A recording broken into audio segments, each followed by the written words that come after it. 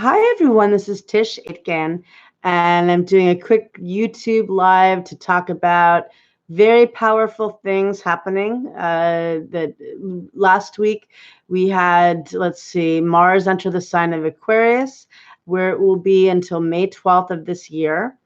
And Saturn had recently entered Aquarius on March 21st of 2020, where it will be until July 2nd of this year. And the two met up on March 31st. Saturn and Mars together is not very fun energy. It's very restrictive and frustrating, but it did give us a preview of what Jupiter and Saturn will be when they meet up together in Aquarius on December 21st on the winter solstice.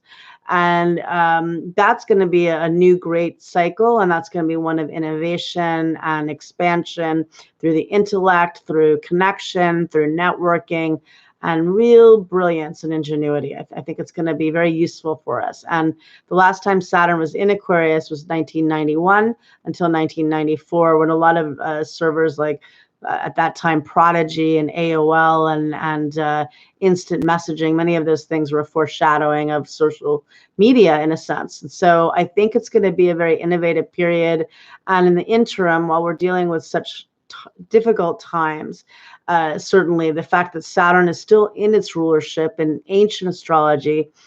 Saturn rules the sign of Aquarius, and in modern astrology, Uranus rules the sign of Aquarius. But it's again, Uranus is the iconoclast of the zodiac. It's very rebellious. It's very brilliant. It's innovation. It's futuristic. And for all of us, I think we're going to be transitioning to doing business in a much more virtual way and to seeking deeper connection, maybe in the sense of helping others. Aquarius is friends and acquaintances. It can sometimes be a little bit distant, but in the same vein, it's certainly about connecting in a much more meaningful way than perhaps many of us have in recent times. So, and I've seen that at play in many ways in the last month and a half or so. So we had that happen, and let's see, we had Jupiter and Pluto meet up, which is a really big deal, yesterday on April 4th. They met up at 10:45 p.m. Eastern Daylight Time. And today, depending on where you are in the world. And the last time they met up was in the middle of December of 2007. And at that time, they met up in the sign of Sagittarius, which Jupiter happens to rule. So Jupiter was in the planet, Jupiter, the biggest planet, the planet of expansion and wisdom and, higher learning, entered Sagittarius and was conjunct Pluto. That was much more expansive in terms of our transformation.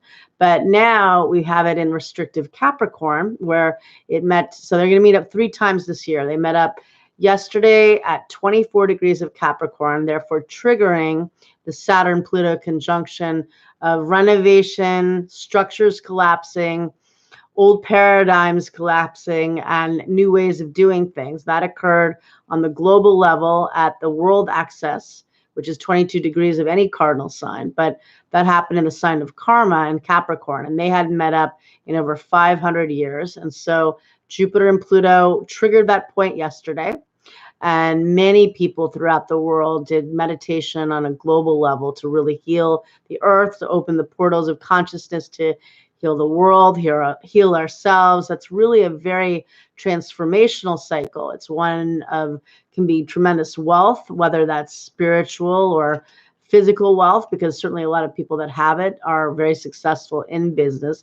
It's very good for business, for partnering with others, particularly in a time when many businesses are definitely having to renovate themselves, and for small businesses, maybe partnering with others to help to propel each other or to work together in a shared space, if that's the continuum of where you go. I mean, there'll definitely be ways, and the ingenuity accessible to us until July 2nd with Saturn and Aquarius. And we have a supermoon this week that's going to be wild. It's going to be hectic.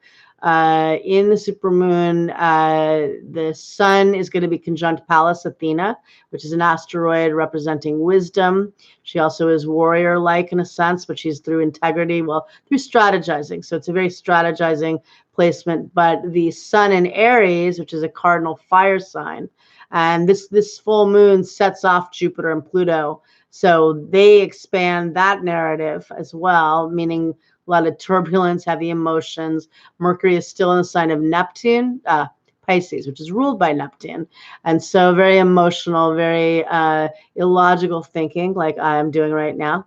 And so, it can be fearful and emotional and directionless, but we've got lots of cardinal energy to propel us, which helps a lot. We've got the planet of Saturn in the sign of ingenuity. That helps us. And this full moon is going to be volatile. There's no way around that. Mars, which is the god of war, is squaring Uranus in Taurus. And Uranus happens to be the ruler of Aquarius, where Mars is currently transiting and where Saturn is currently transiting. And Saturn is square Uranus. So there is upheaval that people will want to act more impulsively. So on your own end, you know that you can try to temper that as much as you're able. Sometimes it's hard when impulsive energy is in play, obviously.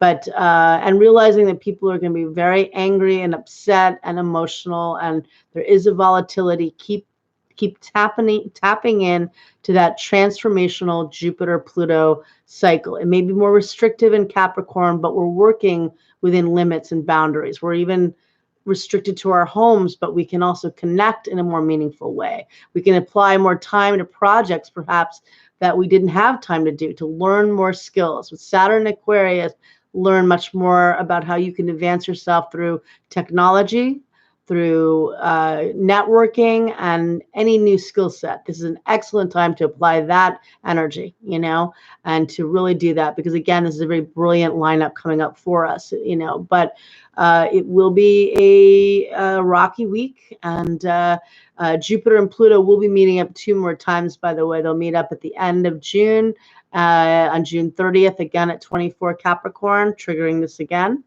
And then on November 12th at 22 degrees of Capricorn, the world axis, and where Saturn and Pluto led the beginning of this year when they met up at on January 12th. So full steam ahead, got a big week ahead. Take care of yourselves, but lay low, but also take action in your own life of what you can carve to accomplish. And I wish you a lot of luck, and thank you very much.